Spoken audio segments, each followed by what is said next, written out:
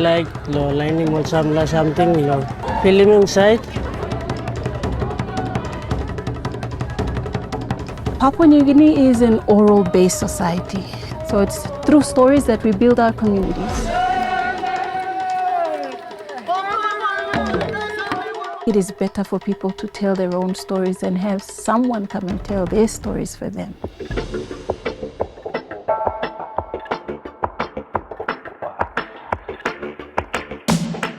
The National Film Institute production crew went out with the WCS. The filmmakers were selected or recommended by the community-based organizations. We trained them basic approach to documentary filmmaking.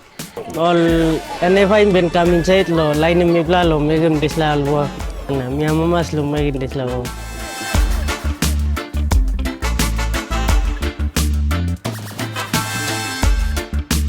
Their films were screened to the whole community. When the whole community turned out to watch the films, some cried when they saw their villages in the screen. Some were like, wow, this is my village, this is my culture.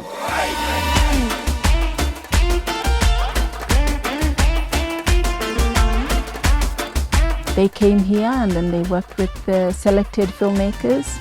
They went back to the villages, to the conservation areas, and together they filmed, brought back their films here to Goroka, edit and screen again at the University of Goroka.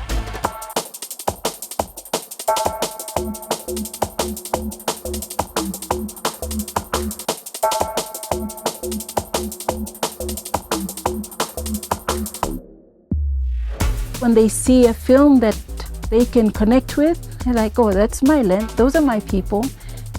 They take it. This is my film. And whatever message is being told there, they take the message. It's mirroring their own community back to them, and they see everything that's good and that's not good, they see it for themselves. So it's very powerful, I think. Yeah. People are thinking like in this work also months making on camera and this mila making conservation symbio work long provide.